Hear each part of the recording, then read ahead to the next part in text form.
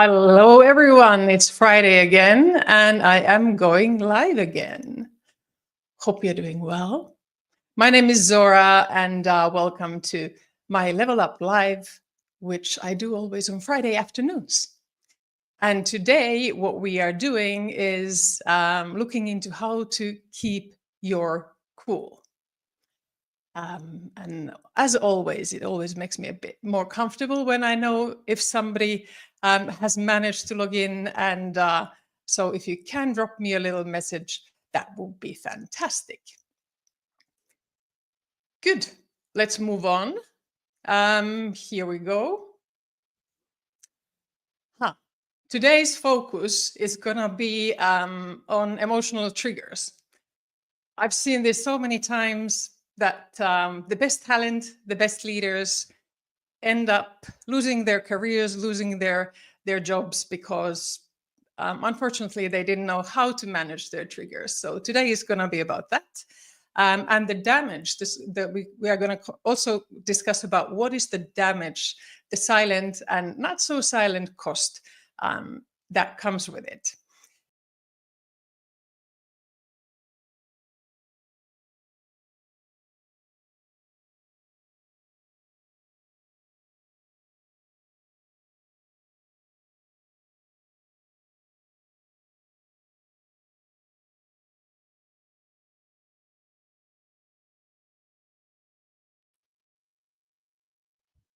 There seems to be a bit of a problem for a moment, so sorry for that. I seem that the connection died for a moment. Here we are back on track. I hope you see again. Yes, I see that it's reconnected. Sorry for that. So let's go back to where we were. Yes.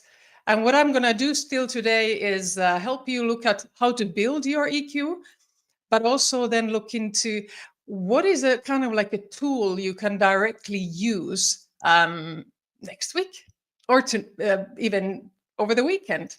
What I propose as tools are often something that you can also apply in your day-to-day life as well. Great. There might be some new people who haven't seen me before. So here we go. My name is Zora. I've been 20 years in HR, out of which I worked 9 years with Apple and some other companies, Ericsson, Deloitte, IKEA. I call myself executive and culture developer because that's my passion and that's what I do best. I'm a licensed psychologist, so what I present is also evidence-based methods. And I've been coaching executives for many, many years. So that's about me, but you didn't come here to listen about me. So let's dive into how you level up your emotional intelligence. If you have any questions, like always, happy to take them and answer them as well. So emotional triggers, like always, those who know my Level Up Lives, I always look at this from a place of how do you do change by design. So not change by chance, but change by design. And I always start with identifying the pain. So what's the pain? What are the behaviors that are causing a negative impact?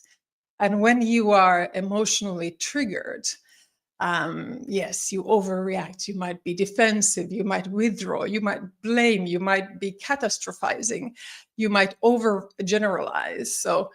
So there's a lot of behaviors and they depend on your character as well.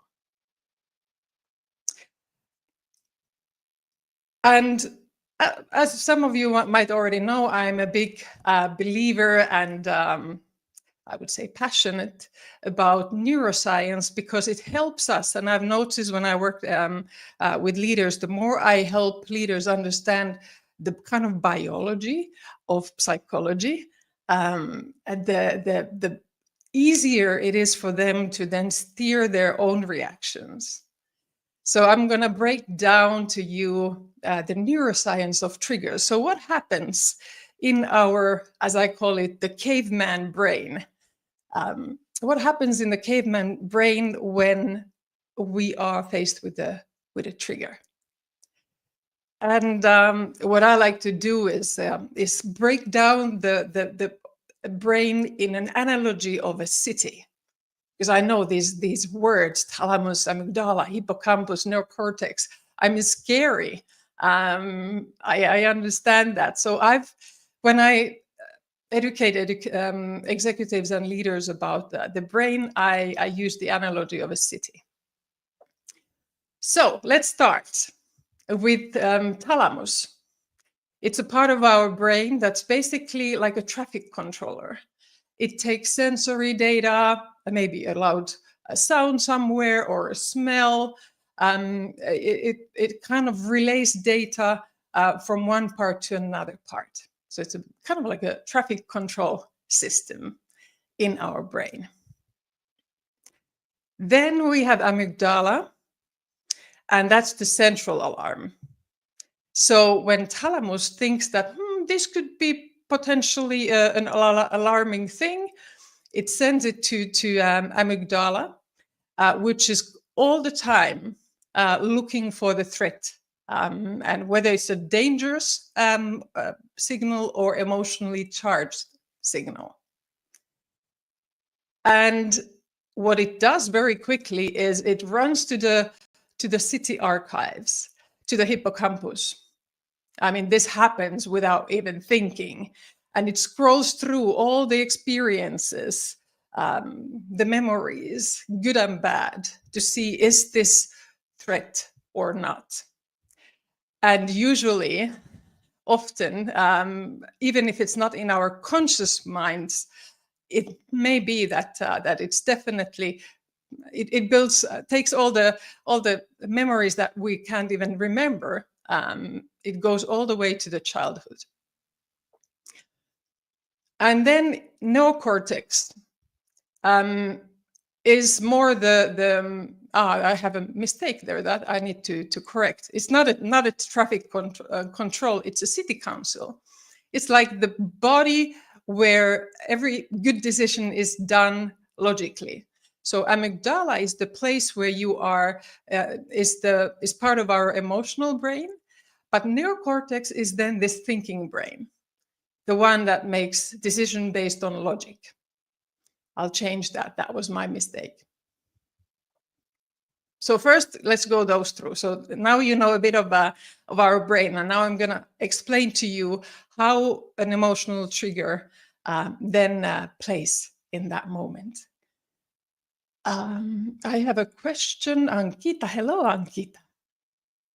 If in a team meeting, all the false blame will be on me, and one or two persons are continuously tarnishing my image, if I react, then they'll call I'm overreacting, I'm too emotional.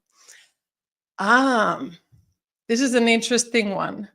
What I understand you is that when you are reacting, the response from them is like you are overreacting, and you are being too emotional. So what I understand from your side is that your trigger, they in a way it's a dual trigger where they feel triggered by your reaction, and then you get triggered by them saying that you overreact and you are too emotional. Is that correct? I'm just trying to understand your question there correctly. But keep on coming these questions. It's much more fun to have a conversation. So if you can, Ankita, a bit more explain your situation or your question so I can answer. So let's go into an example. And this is an easy one. Let's imagine it's an evening, Friday evening, and you are enjoying your evening with your family, and then you hear this kind of ding sound where you know there's a message. Right, has happened with me many times. I can imagine with you too. And then when you look into your phone, you can see that, aha, this is from my boss at 7 o'clock or maybe 10 o'clock in the evening, Friday evening. Right, so that's the thalamus, which basically relate that information to you. And it sends it to amygdala, and amygdala checks at it, goes to the hippocampus, and looks at the category of memories called memories of angry evening messages. There's these kind of archives there. And tells amygdala, yeah, this ain't no fun. Based on past experience, this is not going to end well. And when amygdala goes on, what happens is it sets on the fight, flight, or freeze. And then you either fight back, you open it up, and you get charged, and you kind of like head on with it, and what has happened before probably happens again. So this is the typical fight, flight, freeze response with emotional triggers. And the neocortex, the city council, goes like, oh, here we go again. Because what happens is your thinking brain, when the alarm is on, your thinking brain can do much. So the alarm overrides the thinking brain. So the emotional brain overrides the thinking brain. Why is that? Because when we were cavemen, that was really, really helpful to save lives. So it's our brains are still wired in the same way, even if it's a WhatsApp message that comes through now. Hi, Katerina. I see you as well. Katerina has joined. Nice to have you on board. So this is the neuroscience of a bit of the trigger. So the thalamus, amygdala, and the hippocampus are active, and the neocortex can't access the decision making unless the alarm is being put down. Okay. I'll go quickly back to Ankita. Okay, let me share. This is great. Thank you, Ankita. I'm so happy that you are being open about this, because this is exactly learning to manage your triggers is an absolute power move. Whether you are a leader, whether you are want to become a leader, or whether you are an employee. This is definitely important. And what you mentioned is that when you get triggered, you can concentrate or perform, and then it impacts your performance. Great. Today, I'm going to share with you a method called pause. And I'm going to hold you accountable to go and give it a try. At the end, we will do a little exercise, and hopefully that can help you to think through how can you in those situations react differently. Lovely. Thank you, Ankita. But that's basically the neuroscience of the triggers. Now let's move forward. So we can imagine what happens when we are kind of reacting from the triggered place. We damage relationships, either private or personal. We have poor decision making. This is sometimes people say like, well, I can do still great decisions. No, you can't. You are not able to objectively reflect logically. You are emotionally charged in those moments and make emotional decisions. We have increased stress, and then weakened professional reputation, or even private reputation. We all know those neighbors who have trigger issues. That's also privately a challenging one. A question came: how can our environment act as a trigger? And what neuroscientific insights can help us create more supportive space to minimize negative trigger? This is really interesting question, especially for neurodiverse people as well. So I think, for example, loud sounds or constant chatter in an open office can become, for neurodiverse or not neurodiverse, can be a trigger. Where the environment makes you already into a place where you are not performing at your best. But also, and that's physical environment, but also there's a psychological environment. How safe do you feel in an environment? How safe do you feel to say, you know what, I don't know, or I've made a mistake?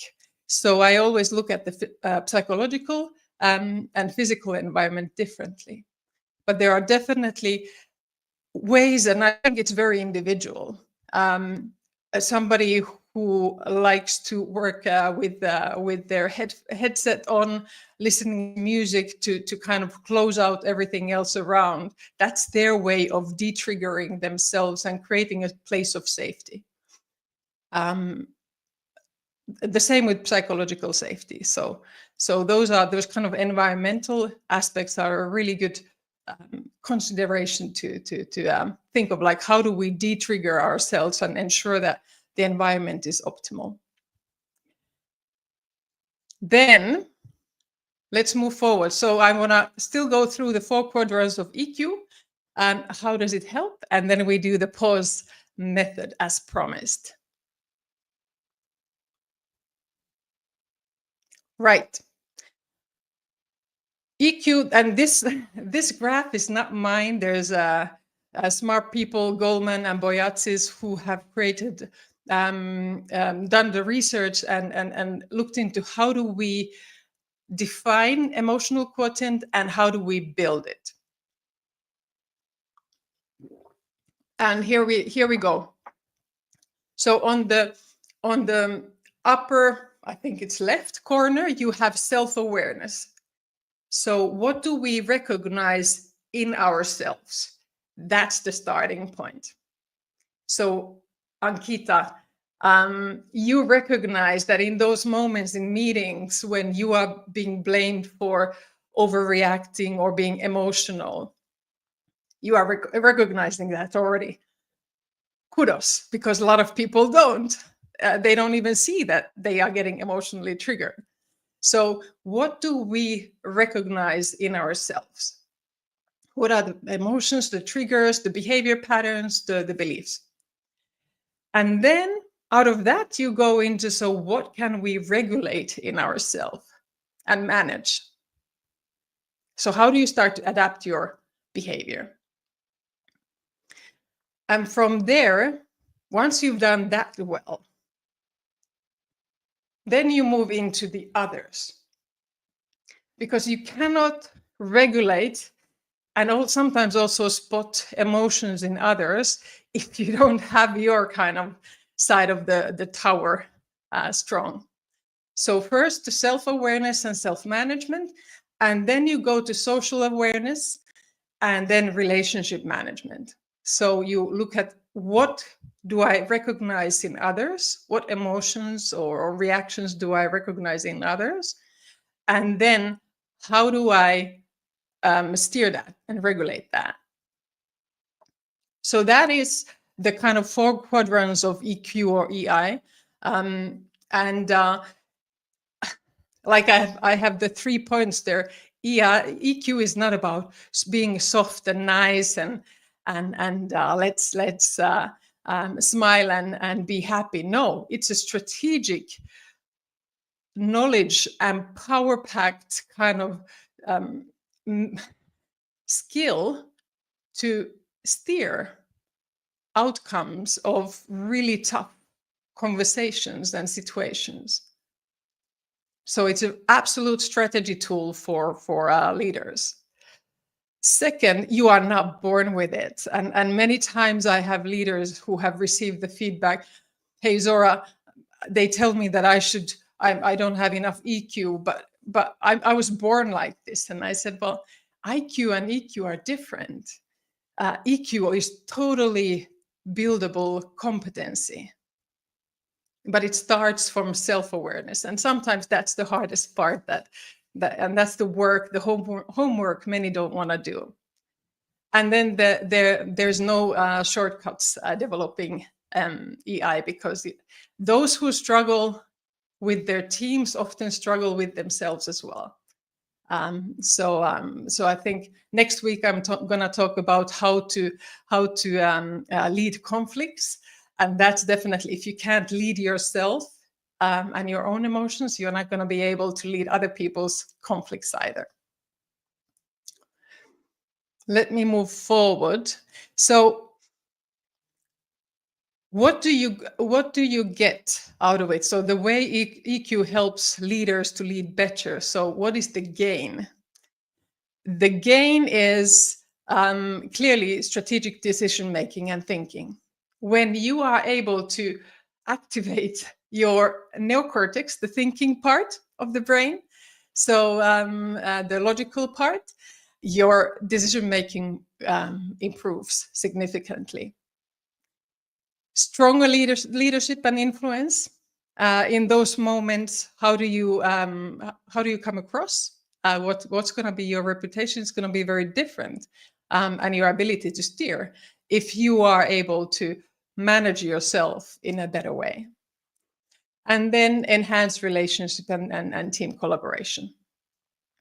I've seen leaders who manage to change and build their EQ totally transform not only themselves, but also the teams they led. They went from a struggling, dysfunctional team to a high-performing team. And before we go into the pause tool that I promised, what's next? Like I said, next week, I'm going to talk about how to lead conflicts instead of avoiding them, like many, many leaders do, because it feels uncomfortable, exactly because of this kind of emotional self-awareness square, and how it feels like, oh, I'd rather avoid that. It's a bit scary. And if you are interested, go check my website, sign up to these events so you won't miss them when they come. Ankita, hope you're ready. Before we go to this one, hold on, I'm going to look for another question.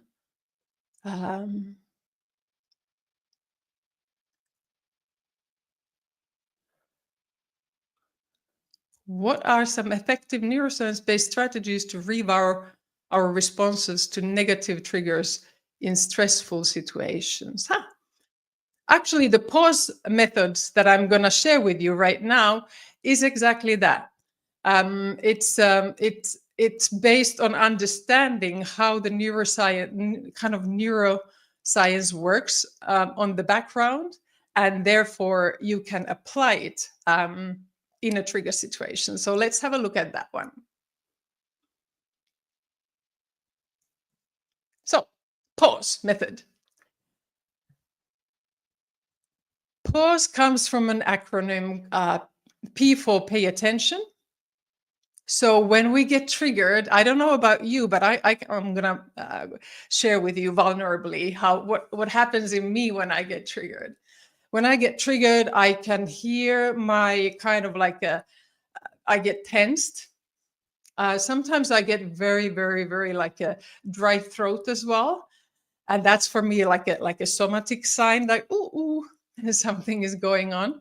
So when the first step in this, when you notice that you get triggered in a meeting or wherever, pay attention. Notice for 3-5 seconds, breathe. Why breathe? Because breathing is the quickest way to stimulate the so-called vagus nerve in us, which kind of sends our brain a message that there's no threat. There's no tiger outside of the cave, so calm down. And so pay attention when the trigger again comes. And like for yourself, Ankita, when you go into the meeting and the trigger comes, first, stop, pay attention, breathe. And like that, you can start pulling the alarm down and access the neocortex, the thinking brain. Then second, assess the situation. What's happening? What triggered me? What are the kind of emotions and thoughts that are raising? You can do this also as a kind of a debrief activity now, looking at those meetings and say, okay, so what did I recognize in myself, and what was the situation? What kind of what triggered me specifically? U stands for understand the desired outcome. So what would you like to achieve? What would be the best outcome here? How do I want this situation to unfold next time? Or in this moment, if you are using it in the moment. S stands for shift your perspective. So looking at, instead of going into the old pattern, think like reframing the situation and thinking, so what would be a new perspective looking at this situation? And then engage with purpose. Instead of shoot from the hip, engage with purpose. Anyway, let's have a look how this works with our example from earlier. So you get the sound of the message. Or your phone vibrates, and here comes a 10 o'clock evening message again. Take a deep breath, pause. We've been here before. Then you recognize that the SMS has triggered an emotional charge response in you. Just recognize it. Your body is doing what it's supposed to do. It's protecting you. It knows that in the past, this has not ended well. So it's alarming you. Then you remind yourself of the gain, the improved decision-making and relationship, and that this conversation should not be about confrontation. The S is for shift the perspective.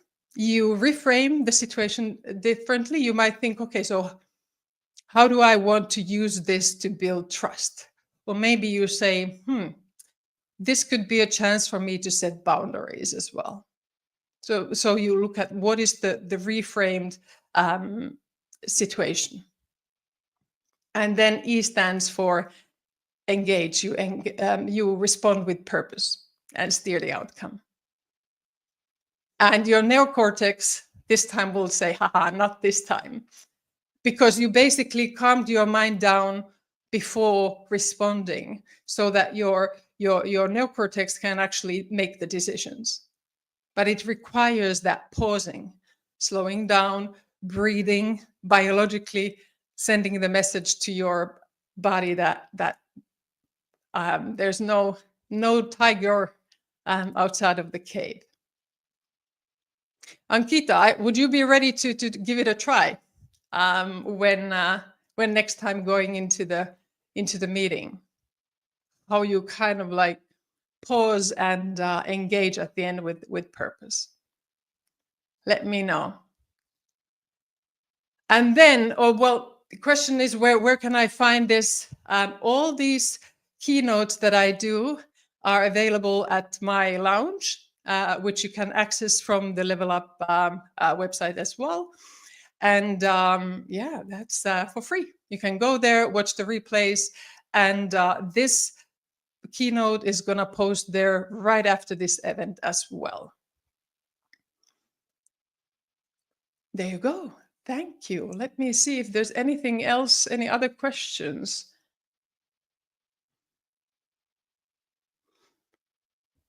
Let me see. I can take still.